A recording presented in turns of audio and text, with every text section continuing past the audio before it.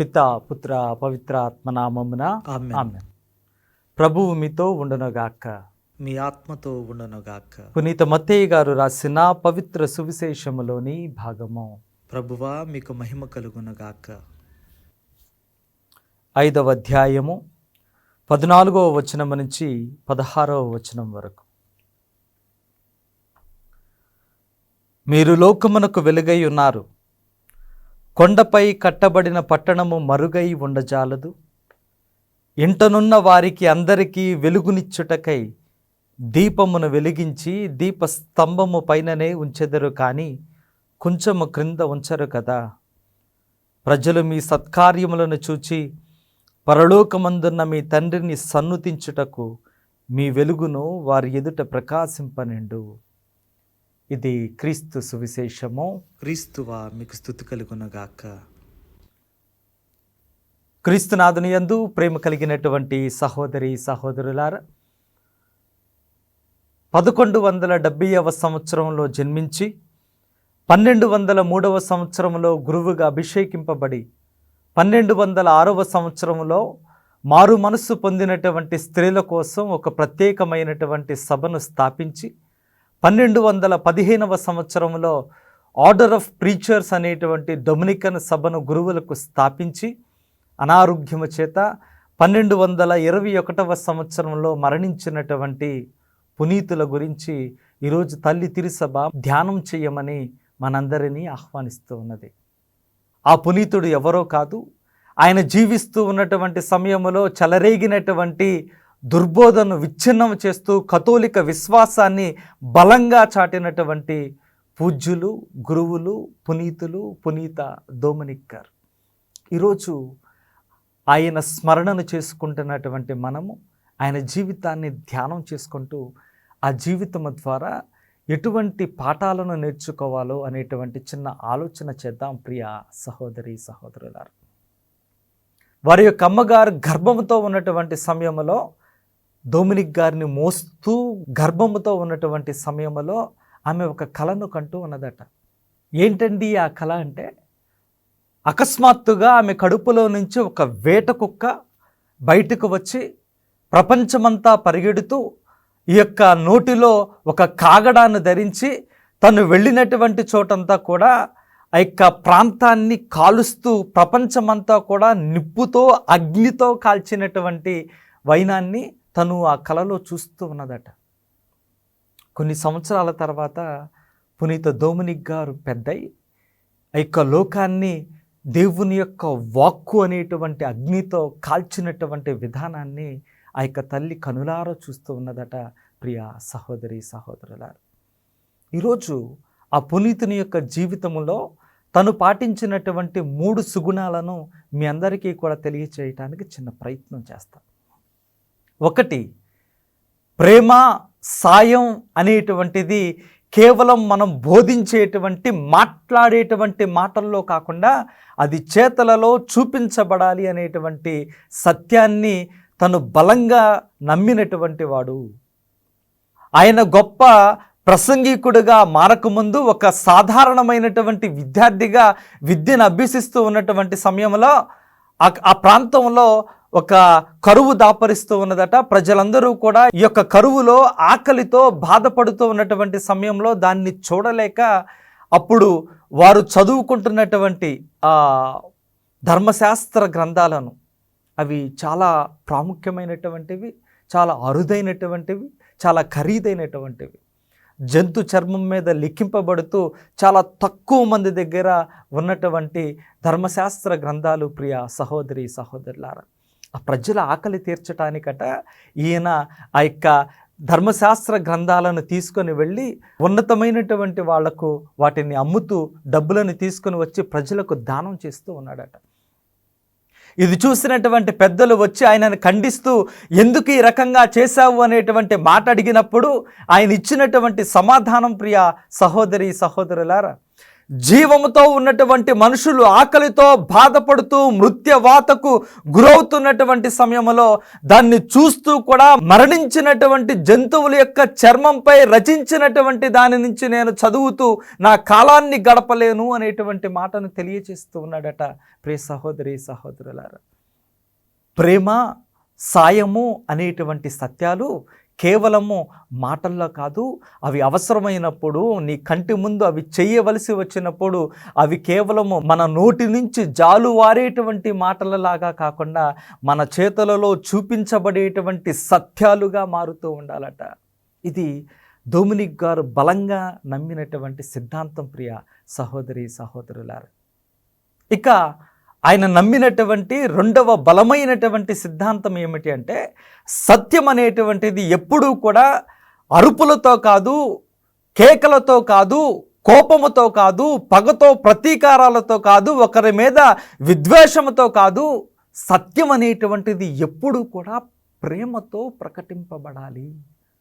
సౌమ్యమైనటువంటి భాషలో, అర్థమయ్యేటువంటి విధానంలో, ఎదుట మనిషి మనస్సును తాకేటువంటి విధానంలో, ధర్మశాస్త్ర పూర్తి అవగాహనతో ఈ యొక్క సత్యము ప్రకటింపబడాలి అని బలంగా నమ్మినటువంటి వాడు ఈ డొమినిక్ గారు. ప్రియ సహోదరి సహోదరులారా, ఆయన జీవిస్తున్నటువంటి సమయంలో నేను ముందే చెప్పినటువంటి విధంగా ఆ సమయంలో ఒక దుర్బోధ ప్రారంభమవుతూ ఉన్నది.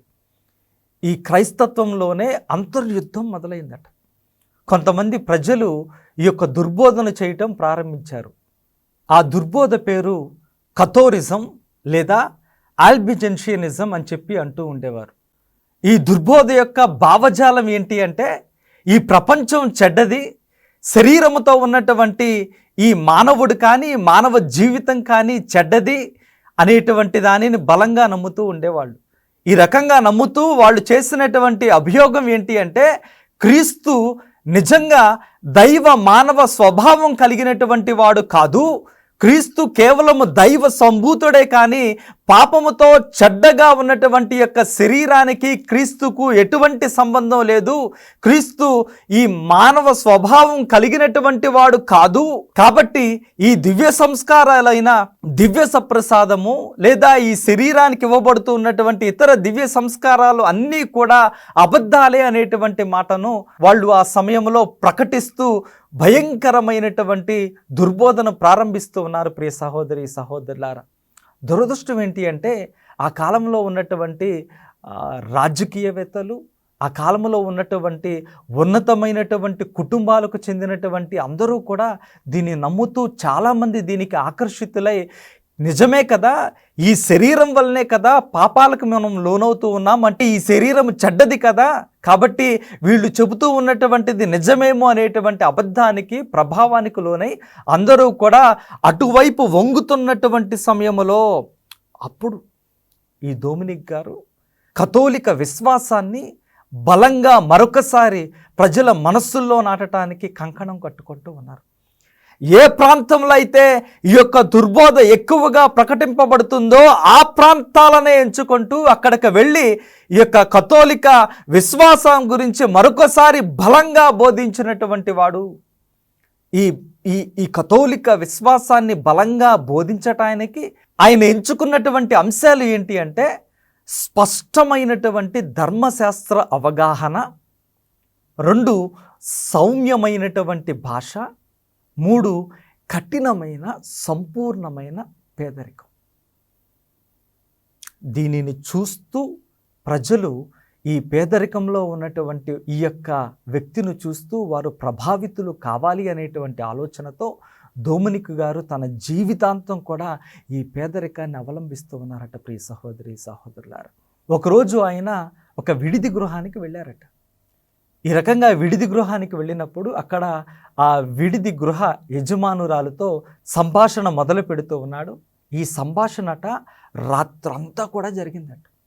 ఆమె తను ఈ దుర్బోధను నమ్మినటువంటి సందర్భంలో దీనిని బలంగా ఆయన ముందు ప్రకటిస్తూ, నిజమే కదా, శరీరము చెడ్డది కదా అని మాట్లాడుతున్నటువంటి సమయంలో ఆయన ఆమెతో రాత్రంతా మాట్లాడుతూ కేకలు వేయలేదు, తిట్టలేదు, నీవు పాపాత్మురాలివి అనేటువంటి మాట అనలేదు. ఆమెకు అర్థమయ్యేటువంటి విధంగా ఓపికతో, సహనంతో, పట్టుదలతో, ప్రేమతో తను నమ్మినటువంటి కథోలిక సత్యాన్ని రాత్రంతా కూడా ఆమెకు ప్రకటిస్తూ ఉన్నారట.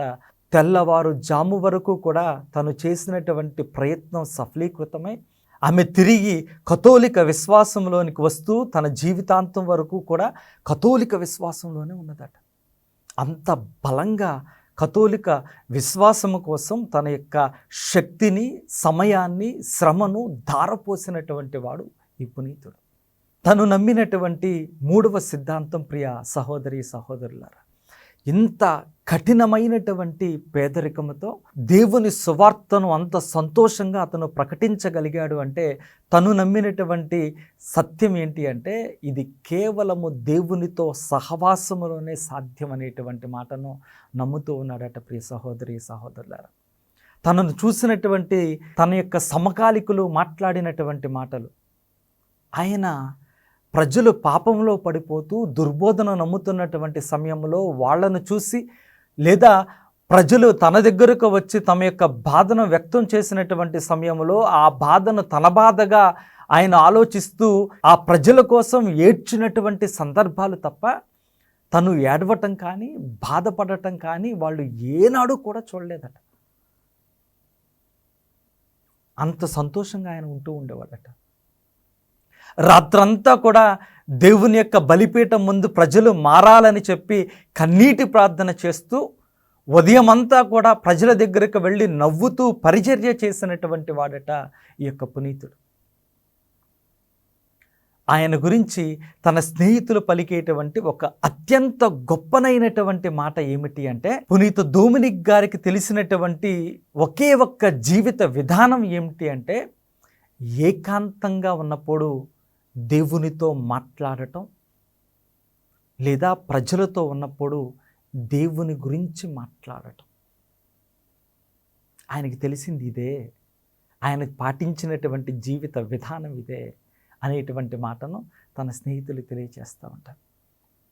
ఈ పునీతుని దగ్గర నుంచి ఈ 3 విషయాలు కూడా మనం జీవిత పాఠంగా ఈరోజు నేర్చుకోవటానికి ప్రయత్నం చేద్దాం. ఏంటి అంటే, ప్రేమ, సాయం అనేటువంటివి కేవలము నోటి నుంచి జాలువారేటువంటి మాటలలాగా కాదు, చేతి నుంచి జాలువారేటువంటి సాయ కార్యాలులాగా అవి మారాలి, చేతలలో చూపించబడాలి అనేటువంటి సత్యాన్ని నమ్మినటువంటి వాడు. మనం కూడా నమ్మటానికి ప్రయత్నం చేద్దాం. సత్యం అనేటువంటిది కేకలతో, అరుపులతో, పగతో, ప్రతీకారముతో, ద్వేషముతో ప్రకటించేటువంటి అంశం కాదు. సత్యం అనేటువంటిది ప్రేమతో ప్రకటించవలసినటువంటి అంశం. మూడవది, ఆయన నమ్మినటువంటి జీవిత సిద్ధాంతం, ఏకాంతంగా ఉన్నప్పుడు దేవునితో మాట్లాడటం నేర్చుకో. ప్రజల మధ్య ఉన్నప్పుడు దేవుని గురించి, దేవుని యొక్క మాటల గురించి, దేవుని యొక్క మార్గం గురించి మాట్లాడటం నేర్చుకో. దీనికి మించి మనం పెద్దగా ఘనమైనటువంటి కార్యాలు చేయాల్సినటువంటి అవసరం లేదు. ఈ చిన్న చిన్న పనులు చేస్తూ డొమినిక్ గారిలాగా మనం కూడా దేవునికి అత్యంత దగ్గరగా జీవిస్తూ దేవుని యొక్క నామానికి సాక్షులుగా నిలబడటానికి ప్రయత్నం చేద్దాం. ప్రభువు మీతో ఉండునుగాక, మీ ఆత్మతో ఉండునుగాక. సర్వశక్తి గల సర్వేశ్వరుడు పిత, పుత్ర, పవిత్రాత్మ మిమ్మలను దీవించి కాచి కాపాడునుగాక. ఆమెన్. గుణదల మాత మా ఆశ్రయం, కరుణామయీ నీవే మా జీవనం, విజయవాడ వెలుగై నిలిచినవే మరియమ్మ, నీవే మా ధైర్యం.